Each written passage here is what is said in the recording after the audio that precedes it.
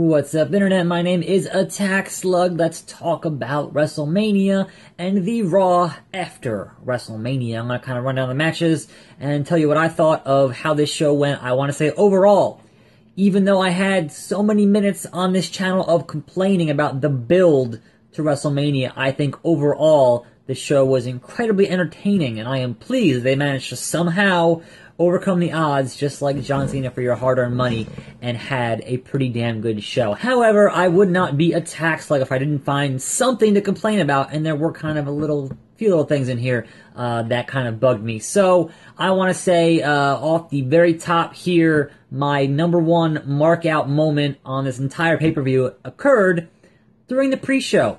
And that was when we had a backstage segment where J&J Security were face-to-face with Pat Patterson and Jerry Briscoe. And that was fantastic. I was a huge fan of the old Stooges and the new Stooges interacting. That's great. As someone who enjoys the history of wrestling and has been watching for a long time, it was a nice throwback and a nice bit of continuity.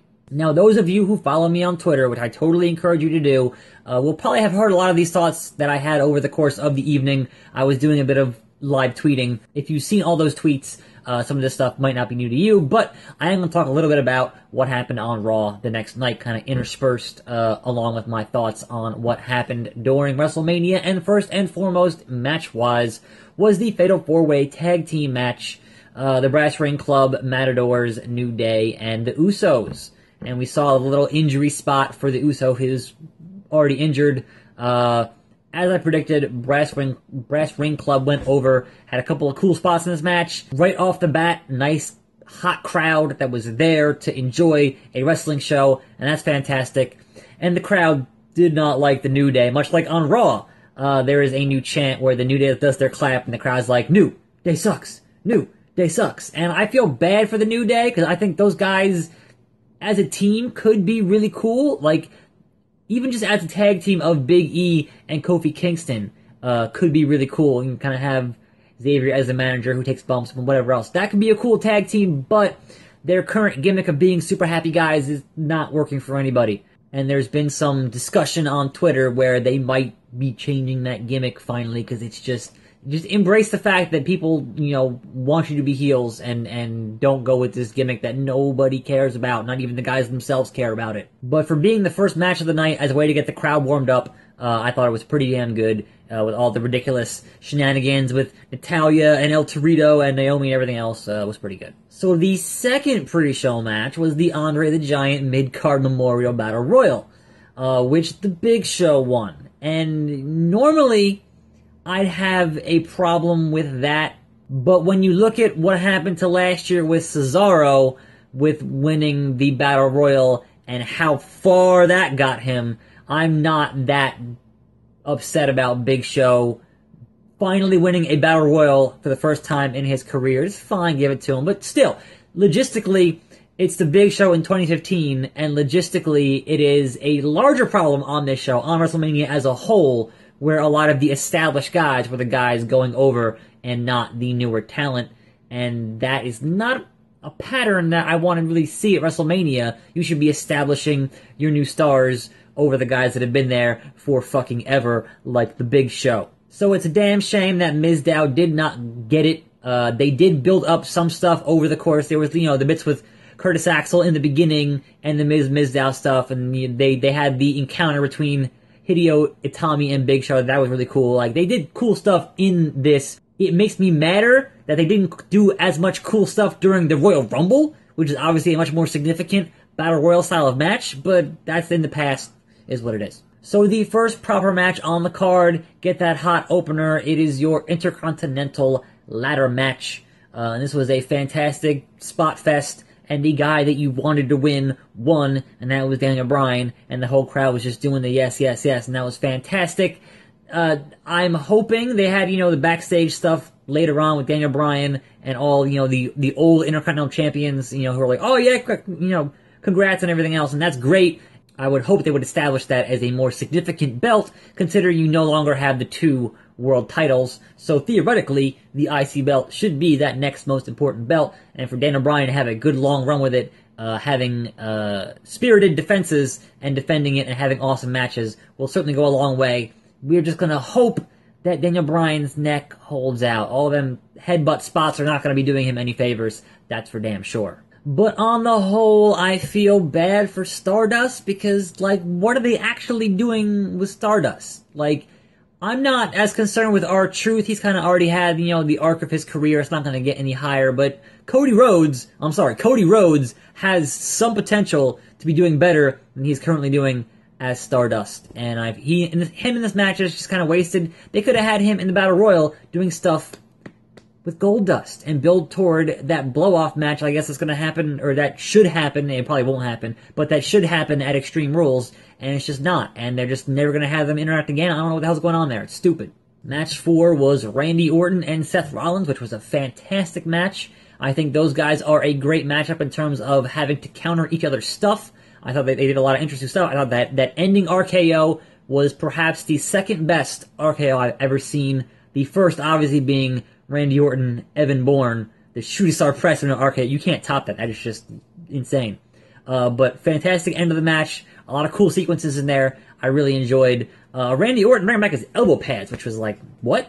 Is he back to being the legend killer? Like, what the hell's going on here? But again, establishing a pattern throughout the night of the established guys who've been there forever going over the new guys. And in this particular case, that's fine, because obviously at the end of the night, Seth Rollins, spoiler, goes and cashes in his Money in the Bank. So that narrative is fine. That exact narrative is what they should have done last year with Daniel Bryan at the Rumble. Have him fight Bray Wyatt first, lose, come back in the Rumble, and then win it. That would be a good story to have over the course of 3 hours. So they did it right here with Seth Rollins losing and then saying, you know what, fuck that, I have Money in the Bank, coming back at the end of the night and winning. So I don't mind Randy Orton going over here. I think obviously in that storyline, Randy Orton should have gone over here after everything that the Authority did to him, etc., etc. So that's, is what it is. So then we move on to the hella nostalgia pop clusterfuck overbooked match of the night, which was Triple H versus Sting. I want to say I had no idea Sting was Japanese. I thought, did they bring back Lord Tensai? Did they rehire Yoshitatsu? Is this the return of Hakushi? Like, why are there giant Japanese taiko drums? What is going on here? And then Triple H with his super paid-for entrance that's promoting Terminator Genesis. They went and got Arnold because he was in the Hall of Fame, so they had Arnold do his, thing. And that would have looked so much cooler in the dark, but at the same time, it was still kind of corny. And I think when they cut back to Sting, like in the ring, the look on his face said it all. It was, I waited 14 years for this corny-ass bullshit. Are you fucking kidding me? But overall, for a guy who's like 56 and like 45, you kind of had to do a bunch of extra stuff in the match. I honestly, until the match started, I didn't know it was a no DQ match. I don't know when they announced that. Brandon was on SmackDown. I don't really watch SmackDown, so I wouldn't have known. But I was like, wait, no DQ? When the hell did that happen? But of course, as always, the devil is in the details. And I understand that for the casual fan, and obviously you do a lot of things at WrestleMania for the casual fan, having the NWO come out to help Sting to the casual fan, go, okay, well, Sting was WCW, NWO was WCW, sure, fine. But to someone who has, actually watched that stuff when it happened, and who certainly has gone back, they are constantly pimping out the network and saying, hey, watch the network. If you had watched the Monday Night Wars, any of that stuff, you would say, wait a minute. Sting and NWO never got along. They were mortal enemies. Sting was always hiding in the rafters, and it was always, is he going to join? Is he going to attack him with his bat? Blah, blah, blah. So the long-term fan is going to say, wait a minute, well, if it was NWO Wolfpack, and they were coming out in the red and black, and it was, don't turn your back on the Wolfpack, then yes, sure, Sting was NWO Wolfpack. He was not NWO Hollywood that I can recall, but then again, it has been a long time since I've watched any WCW. At some point, perhaps it happened, because, at some point, everyone was in the NWO, but that kind of, I was like, wait a minute, this makes no fucking sense. And on top of that, having the Hall of Fame, having everything else where, oh yeah, Triple H and Nash and Hall and X-Pac are all buddies and blah, blah, blah, and then having, Nash Hall be NWO and going against the DX, and that, like, what? On a side note, who let Hogan and Hall take back bumps? What are you doing? They could die. That's not... The Hall has a pacemaker and a fake hip. Don't let him take a back bump. What are you... He doesn't... I understand it's WrestleMania and you want to do something spectacular. But please, do not kill anyone in the ring. Please. And at the end, there was the whole respect handshake thing, which storyline-wise makes no goddamn sense. And they had Sting on Raw the next night after Raw saying, like, well, whatever they got for me next, that'll be great. So there's been pictures of him and Taker in the airport talking. Apparently they shared a locker room, so that certainly could happen next year. But kind of who cares? And Triple H going over in this match. I don't know if they drove up a dump truck of money to Sting's house to make this happen. Why would you wait 14 years? Why would you spend a decade in TNA, never go there, finally say, okay, I'm going to show up, I'm going to make all the deals, I'm going to go to Mania, etc., only to lose to Triple H, who's not a full-time wrestler, and who is on the show every damn week as the authority figure. I don't understand the logic there. Like, literally everyone said, okay, this is a no-brainer, Sting's gonna win this. And we all got swerved. So if you voted Triple H, if you were actually in Vegas making bets, I'm sure you fucking cleaned up, because that shit made no sense. The next match on the card was the Divas, AJ Lee and Paige versus the Bellas, and I could not tell you a single thing that happened in this match, but AJ Lee and Paige went over, and this could have been a match you could have had on Raw, or SmackDown, or Superstars, or Main Event. It would have been the same. It was like a 6.5 minute deal. It was, who cares? But I will say, the Divas match was more entertaining than your musical interlude. That was the real piss break of the night, was that musical performance. That I do not care about any of those songs or those artists, and I never understand having, unless you have a band playing the wrestler to the ring, I will never understand having a musical act by themselves at WrestleMania or SummerSlam or any of your big shows, or Raw for that matter, unless it's you're using it to forward an angle, unless a guy's debuting, like Test from Motley Crue. I don't want to see music acts during wrestling. I'm watching wrestling to see wrestling. I don't care. It could be somebody I like. It could be my favorite band. I don't want to see them on wrestling. I'm there to watch wrestling. Stop! Alright, John Cena, your new US champion, defeated Rusev, who had the entrance of the night on a motherfucking tank. You cannot top that. That is one of those things I'm going to recall 15, 20 years from now. I go, hey, remember that one time? The best Mania thing at that Mania was Rusev on a tank. Holy shit, Rusev on a tank. But much like last year, and much as I predicted, you're going to have Cena with his basic bare-ass entrance, because they don't want to spend money on whatever. You're going to have his opponent have their super huge, like last year with Bray Wyatt, their big fancy entrance, and then Cena wins because John Cena. For those who thought it was weird that Lana had that high heel shoe thing in the middle of the match, obviously that was to set up her ending bump off the apron, because if you took a bump off an apron in high heels, you would break your goddamn ankles. The match itself, as with most of the matches themselves, I haven't been saying that a whole lot about the matches themselves, they were all pretty good. Like, I don't have any complaints about the matches themselves. I thought they all had pretty enjoyable wrestling therein. I thought John Cena breaking out a springboard stunner off the second rope was insane. Like, where is this John Cena the rest of the goddamn year? It's like, well, a special occasion, and it's crazy. So I know I just said that most of the matches were enjoyable, most of the matches had pretty good wrestling, but this leads us to Undertaker versus Bray Wyatt, which I understand is kind of no fault of their own, because Bray Wyatt apparently sprained his ankle during the warm-ups before Mania started, and that certainly limited what he could do, and obviously Taker is Taker at this point. He's an old man. So this was just your bog standard, could have happened on SmackDown 10 years ago, Undertaker match, kind of hitting all his spots in a row, and it was just kind of boring as hell. Bray Wyatt's entrance, kind of with the creepy scarecrow guys, was like could have been cool. I'm sure conceptually, it sounded really good on paper. In execution, not so much. And Taker looked like he should have been coming out on his motorcycle and been like, keep rolling. Like, he had the hair for it and the outfit and everything else. But he kind of had a bog standard Taker entrance. And this match was kind of nothing.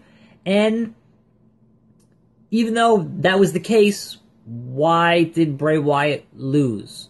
What is the point of building up Bray Wyatt and then having him, when it's go time, having him lose the big matches? This is the second year in a row. Like, if you want to keep him around and establish him as any kind of a threat to anybody, you gotta have him win sometimes. And it's frustrating on a number of levels that how much longer is Taker going to be around? Obviously, if he felt good enough this year, he might do next year in his home state in Texas to sell that fucking stadium, and it's going to be, Taker Sting, legacy versus legacy, and at this point, who cares? I don't know that simply putting together Taker versus Sting is going to result in a match I'm going to want to watch. Certainly spectacle and build, but as we've seen this year, neither Taker nor Sting was around that much for a build, so how do you build a match with nobody around for it?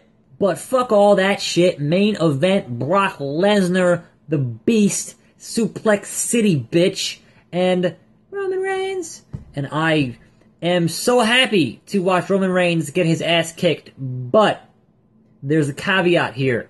But Roman Reigns took more F5s in this match, kicked out of more F5s in this match than Undertaker did that broke the goddamn streak last year. Are you saying that Roman Reigns is tougher than The Undertaker? And if so, fuck you. Make him look strong. Well, you certainly fucking did that when it was like 4 F5s, 2 curb stomps. It was goddamn ridiculous. Even saying that, I think Brock Lesnar is a spectacle at this point. His matches are not going to be your 5-star classic grappling matches, but his style is so different that you can't help but be amazed by it. Just watching him legitimately punch a fucking guy in the face was crazy. So for the first time ever, Seth Rollins cashes in a briefcase during a match, which has not ever been done before, and turned the match into a triple threat, which he then obviously won, and he is your new WWE champion. I thought, specifically, at one point before the match started, it was kind of telegraphed a bit too hard that Brock was not going to go home with the belt, because they said, hey, whoever wins this match is going to fly out to New York and do the Today Show at 8 in the morning. And for those of you who have followed the career of Brock Lesnar for the past, decade, know that, with very few exceptions, Brock Lesnar does not do media appearances, and certainly not the fucking Today Show. So you knew, okay, well, I guess Reigns is winning it, but no, swerved us, it was Seth Rollins, but with that little bit in the beginning, you knew it was not going to be Brock. But that was Mania, and I really enjoyed Mania as a whole. I thought there was a point in there in the pre-show where the commentators were putting over the fans wearing costumes, which obviously, not even a month ago, was not the case in that, Davenport or Des Moines, where they had all those fans put on fucking shirts and get rid of their costumes. That was bullshit, so hypocrites. And then Raw the next night had a fantastic crowd, that just chanted what they wanted to chant, cheered who they wanted to cheer. Brock is the face. I always look forward to Michael Cole getting his ass kicked by anybody. Obviously, you couldn't have it be, at this point, Lawler, because he'd die. And then, if you have him attack JBL or Booker T, the fans would then hate him. But if you're doing a face turn, obviously you attack Cole, because everyone hates Cole. And that works out pretty well. So, that was great. Having actual wrestling on that show was fantastic. That first hour was a awesome hour of TV. After that, it kind of petered out a bit. I will say that I did mention for Mania, that long talking segment should not have been in half an hour of time with Stephanie, Triple H, The Rock, and Ronda Rousey. Just somebody tell The Rock he needs to kind of tighten it up, go watch his old stuff, and kind of just don't bask in it so much. Because you've only got X amount of time. They had to cut the pre-roll promo tape for Bray Wyatt Taker. They didn't have time for it. Like, from what I'm told, the Brock match at the main event was shorter than it was going to be because The Rock and Triple H just ran so long. Just shorter. But yeah, so Raw was pretty good. I think the fans got a bit disrespectful during the Divas match and then had to turn down the audio on the fans for the main event. And that's a shame because I am all for the fans being mad at the main event and chanting same old shit at any main event that has the Big Show and Kane in 2015 in it. That is a damn shame, and obviously having the fans vocalize that louder would have been great, but they all got turned down on the knob because they had been chanting at the Bellas, "You suck Cena," and "You suck Bryan," etc., etc. I didn't hear it, but that's what I'm told. And overall, you know, they had a hot crowd for that post-Mania Raw. I always enjoy those Raws, but now we get sucked into the rest of the year where crowds can either be really good depending on where you're at, or really bad if you're in a city where like everyone's going to sit on their hands like Fastlane in Memphis last month, which was terrible. So I will say the Mania crowd was fantastic, and the Raw crowd was fantastic, and having a fantastic crowd is just one part of having a good wrestling program. So I am sure I missed something here. I'm sure there's something that I wanted to mention that I did not get to, but this has already run on a bit too long, so I'm going to end it right here. Those were my thoughts and opinions on WrestleMania and the Raw after WrestleMania. And as always, I'm your host, Taxlug, and I will see you next time right here on this channel. And I'm out.